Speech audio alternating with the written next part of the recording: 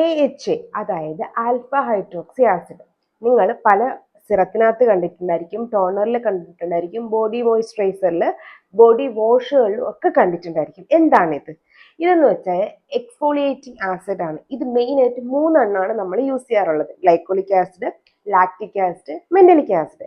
Glycolic acid ആണ് ഇതിനകത്ത് ഏറ്റവും പവർഫുൾ ആയിട്ടുള്ളത്, കാരണം ഏറ്റവും ചെറിയ മോളിക്യൂളാണ്. ഇത് നമ്മുടെ സ്കിൻ്റെ ഏറ്റവും ഡീപ്പ് ലെയറിൽ വരെ ഇറങ്ങി പോകാനുള്ള ചാൻസ് ഉണ്ട്.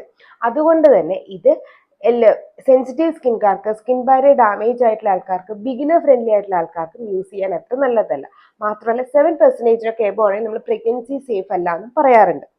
രണ്ടാമത്തത് ലാക്റ്റിക് ആസിഡ്. ഇത് ഗ്ലൈക്കോളിക് ആസിഡിനേക്കാളും കുറച്ചും കൂടി വലിയ മോളിക്യൂളാണ്, പ്രഗ്നൻസി സേഫ് ആണ്. ബട്ട് സ്റ്റിൽ നമ്മൾ ഡെയിലി യൂസ് ചെയ്യാറില്ല ഫേസിൽ. പിന്നെ നിങ്ങൾക്ക് ടാനിങ് ഒക്കെ ഉണ്ടെങ്കിൽ ഗ്ലൈക്കോളിക് ആസിഡിനേക്കാളും കുറച്ചും കൂടി പെട്ടെന്ന് നമുക്കൊരു ഇൻസ്റ്റന്റ് ഗ്ലോ ഗ്ലൈക്കോളിക് ആസിഡ് ആണ് തരുന്നത്, പ്രത്യേകിച്ചും ഗ്ലൈക്കോളിക് ആസിഡ് പീലുകൾ. ഗ്ലാക്റ്റിക് ആസിഡ് ആണ് തരുന്നത്, ലാക്റ്റിക് ആസിഡ് പീലുകൾ.